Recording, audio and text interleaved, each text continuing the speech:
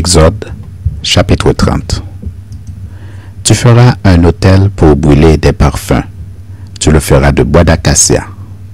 Sa longueur sera d'une coudée et sa largeur d'une coudée. Il sera carré et sa hauteur sera de 2 coudées. Tu feras des cornes qui sortiront de l'autel. Tu le feras d'or pur, le dessus, les côtés, tout autour et les cornes. Et tu y feras une bordure d'or tout autour. Tu feras au-dessous de la bordure 2 anneaux d'or aux 2 côtés. Tu en mettras aux 2 côtés pour recevoir les barres qui serviront à le porter. Tu feras les barres de bois d'acacia et tu les couvriras d'or. Tu placeras l'autel en face du voile qui est devant l'arche du témoignage, en face du propitiatoire qui est sur le témoignage et où je me rencontrerai avec toi. Aaron y fera brûler du parfum odoriférant. Il en fera brûler chaque matin lorsqu'il préparera les lampes. Il en fera brûler aussi entre les 2 soirs lorsqu'il arrangera les lampes. C'est ainsi que l'on brûlera à perpétuité du parfum devant l'Éternel parmi vos descendants. Vous n'offrirez sur l'autel ni parfum étranger, ni holocauste, ni offrande, et vous n'y répandrez aucune libation. Une fois chaque année, Aaron fera des expiations sur les cornes de l'autel avec le sang de la victime expiatoire. Il y sera fait des expiations une fois chaque année parmi vos descendants. Ce sera une chose très sainte devant l'Éternel. L'Éternel parla à Moïse et dit: lorsque tu compteras les enfants d'Israël pour en faire le dénombrement, chacun d'eux paiera à l'Éternel le rachat de sa personne, afin qu'il ne soit frappé d'aucune plaie lors de ce dénombrement. Voici ce que donneront tous ceux qui seront compris dans le dénombrement. Un demi-cycle selon le cycle du sanctuaire qui est de 20 guéras. Un demi-cycle sera le don prélevé pour l'Éternel. Tout homme compris dans le dénombrement depuis l'âge de 20 ans et au-dessus paiera le don prélevé pour l'Éternel. Le riche ne paiera pas plus et le pauvre ne paiera pas moins d'un demi-cycle comme don prélevé pour l'Éternel afin de racheter leur personne. Tu recevras des enfants d'Israël l'argent du rachat et tu l'appliqueras au travail de la tente d'assignation. Ce sera pour les enfants d'Israël un souvenir devant l'Éternel pour le rachat de leur personne. L'Éternel parla à Moïse et dit: tu feras une cuve d'airain avec sa base d'airain pour les ablutions.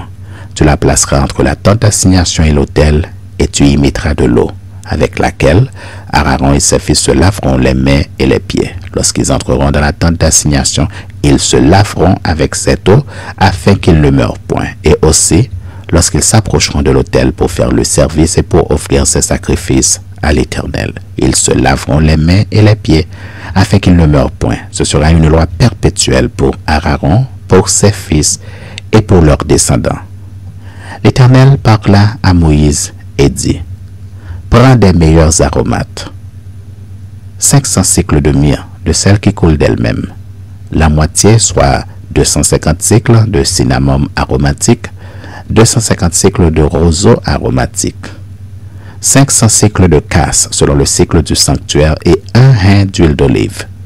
Tu feras avec cela une huile pour l'onction sainte, composition de parfum selon l'art du parfumeur. Ce sera l'huile pour l'onction sainte. Tu en joindras la tente d'assignation et l'arche du témoignage, la table et tous ses ustensiles, le chandelier et ses ustensiles, l'autel des parfums, l'autel des holocaustes et tous ses ustensiles, la cuve avec sa base. Tu sanctifieras ces choses et elles seront très saintes. Tout ce qui les touchera sera sanctifié.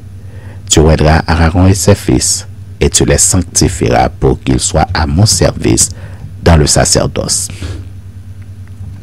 Tu parleras aux enfants d'Israël et tu diras: ce sera pour moi l'huile de l'onction sainte parmi vos descendants. On n'en répandra point sur le corps d'un homme et vous n'en ferez point de semblable dans les mêmes proportions. Elle est sainte et vous la garderez comme sainte. Quiconque en composera de semblable ou en mettra sur un étranger sera retranché de son peuple. L'Éternel dit à Moïse: prends des aromates, du stacté, de l'ongle odorant, du galbanum et de l'encens pur en parties égales. Tu feras avec cela un parfum composé selon l'art du parfumeur. Il sera salé, pur et saint. Tu le réduiras en poudre et tu le mettras devant le témoignage, dans la tente d'assignation où je me rencontrerai avec toi. Ce sera pour vous une chose très sainte. Vous ne ferez point pour vous de parfum semblable dans les mêmes proportions. Vous le regarderez comme saint et réservé pour l'Éternel. Quiconque en fera de semblable pour le sentir sera retranché de son peuple.